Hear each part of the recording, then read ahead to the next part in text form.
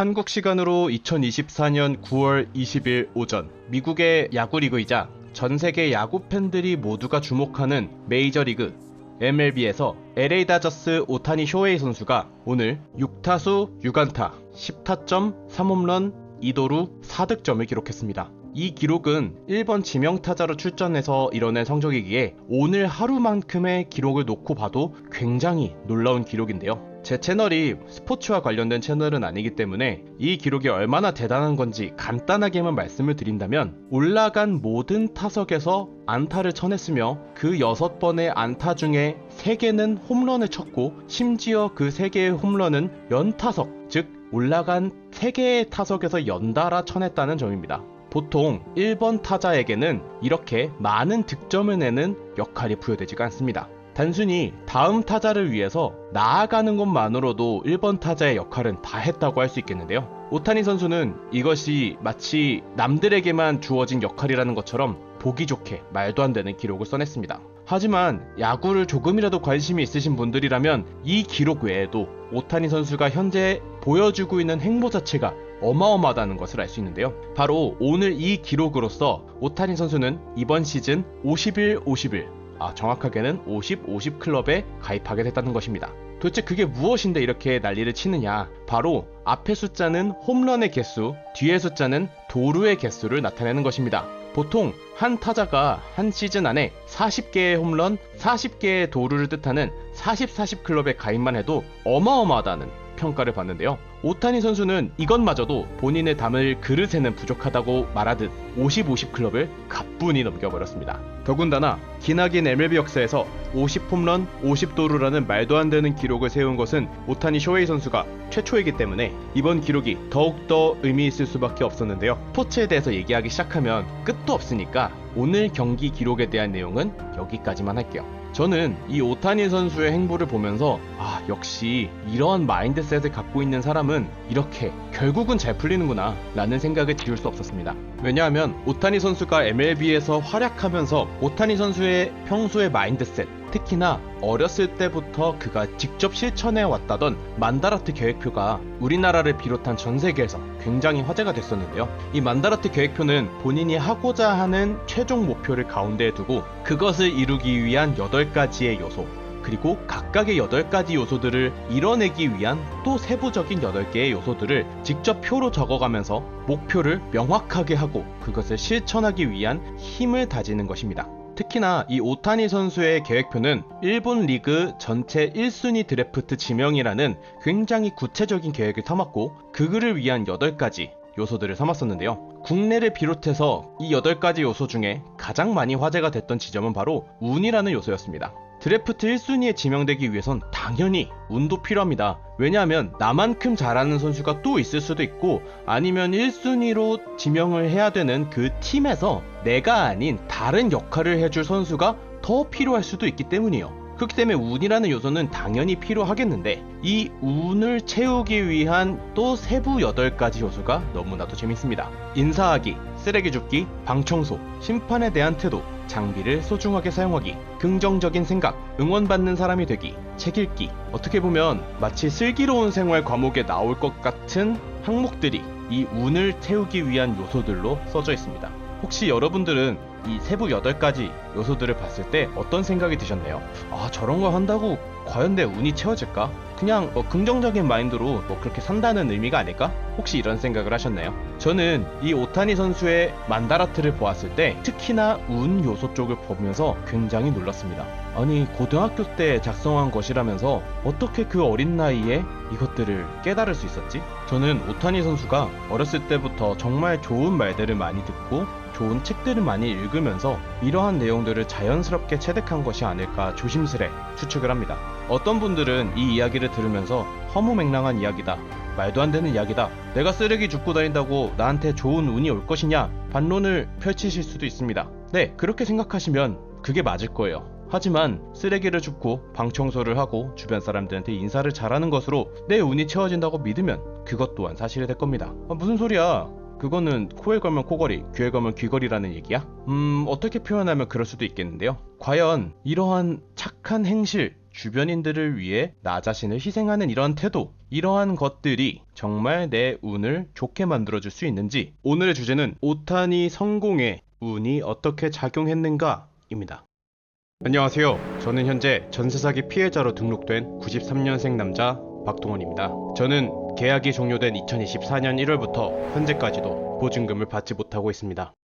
오타니 선수뿐만이 아니라 전 세계에서, 아니면 역사 속에서, 아니면 종교적으로 성공을 했다라고 우리가 흔히 얘기하는 대단한 사람들은 모두 공통적으로 얘기합니다. 올바르게 살아야 한다. 전 회장님, 아니에요. 제가 아는 그 부자 누구는요, 올바르게 안 살던데요. 그냥 주변 사람들한테 막 하고 자기 자신만을 위해서 굉장히 이기적으로 살고, 틀린 것 같은데요. 이건 저만의 정의입니다만, 저는 성공하는 사람이 부자라고 생각하지 않습니다. 제가 생각하는 성공하는 사람은요, 스스로의 목표를 향해서 흔들림 없이 걸어나가서 그 목표를 이뤄낸 사람이라고 표현하고 싶습니다. 많은 사람들이 그 목표를 돈으로 생각하기 때문에 부자들을 성공한 사람이라고 착각할 수 있습니다. 물론 이러한 자본주의 사회에서 돈이 많다는 것 자체는 일종의 성공의 지표로 볼 수 있겠지만, 반대로 돈을 많이 벌었다고 해서 그 삶이 성공한 삶이냐는 조금 다른 이야기인 것 같아요.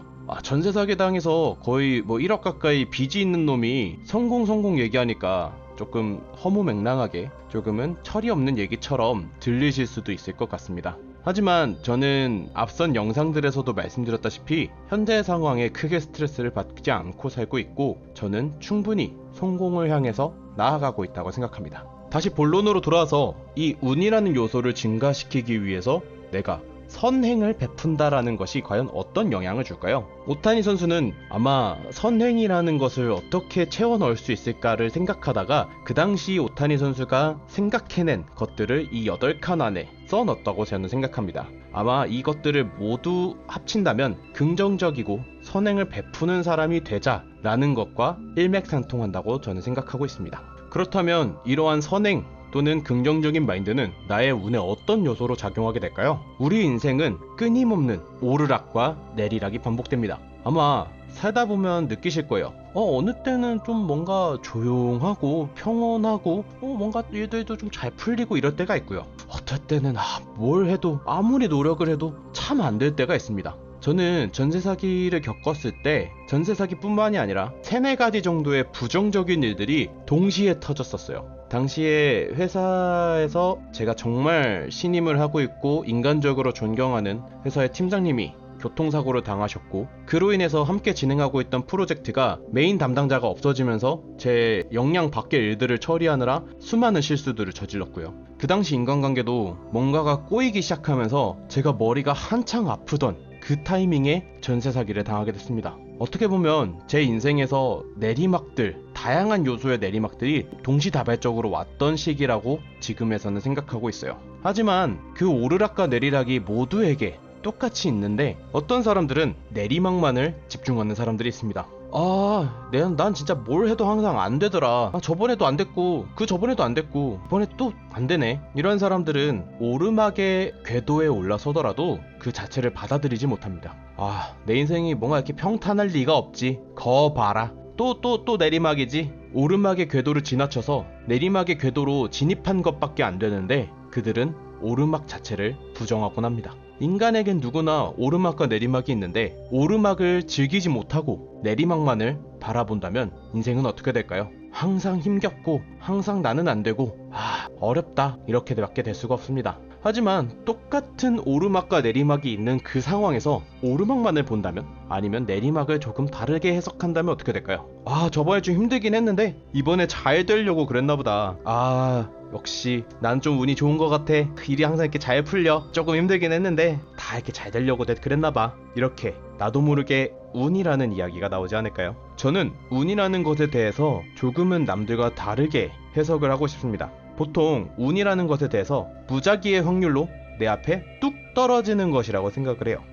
어느 부분은 인정하겠습니다. 분명히 내 인생에서 내 앞에 뭔가가 갑자기 뚝 떨어지는 경우는 분명히 있고, 생각보다 꽤 많아요. 언제나 인생은 계획대로 되지 않는다라는 말이 그것을 반증하는 문구이기도 하죠. 하지만 저는 그 운이 내 앞에 뚝 떨어졌을 때 잡아내는 것이 진정한 운이라고 생각합니다. 평상시에 준비가 되어 있지 않은 사람은 그 운이 찾아오더라도 나에게 오르막이라고 생각하지 못하고 있습니다. 나한테 이런 게 올 리가 없는데? 저게 진짜 나한테 기회일까? 차마 생각하지 못한다는 거죠. 오타니 선수도 그 운을 위해서 굉장히 많은 것들을 했을 거예요. 저러한 성실한 태도, 긍정적인 마인드, 주변을 향한 선행, 그런 것들을 행했을 때 오타니 선수에 대한 주변의 평가들은 어땠겠습니까?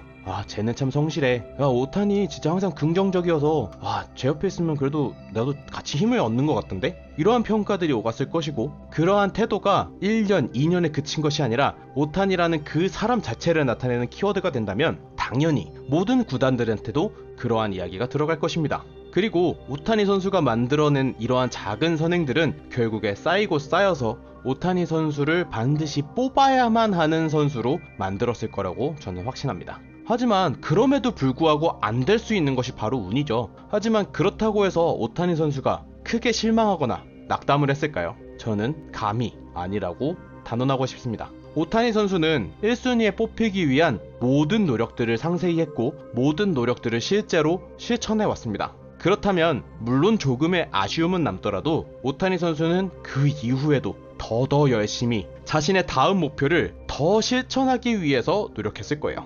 그럼 나도 선행하고 주변에 이렇게 긍정적으로 하고 이러라는 건가요? 아닙니다. 저 역시도 잘 그렇게 못하고 있고요. 하지만 제가 말씀드릴 수 있는 건 앞서 말씀드렸다시피 내 인생의 오르막을 있는 그대로 즐길 필요가 있다는 말씀을 드리고 싶습니다. 저 역시도 전세 사기를 당하고 회사에서 굉장히 어려운 일들이 연달아 펼쳐지고 인간관계가 조금 꼬이기 시작하고 모든 걸 그만두고 도망치고 싶었던 때가 잠시 있었는데요. 하지만 이 모든 것들이 결국엔 내가 어찌할 수 있는 것들이 아니라는 것을 깨달은 다음에는 그저 내가 할 수 있는 것들에 집중을 했고 오히려 이번 기회가 나에게 또 다른 기회로 작용할 수 있겠구나 라고 생각을 했습니다. 물론 지금 그 과정이 있기 때문에 제가 뭔가 엄청난 결과물을 만들어내서 여러분에게 보세요, 이렇게 하면 이렇게 성공할 수 있습니다 라고 말씀드리지 못하는 건 너무너무 아쉽긴 한데요.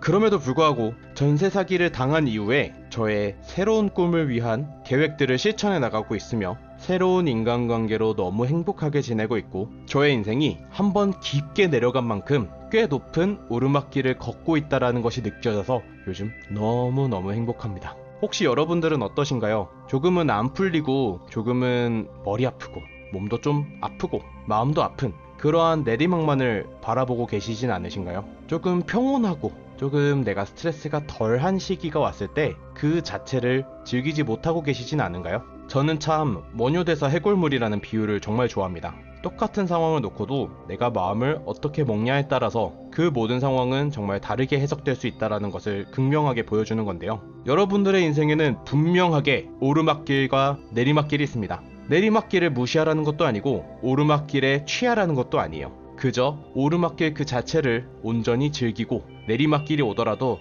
다음에 또 오르막길이 올 테니까 지금 좀 힘들긴 한데 괜찮아 라고 웃을 수 있는 그런 힘이 있었으면 좋겠습니다. 지금까지 전혜자였습니다.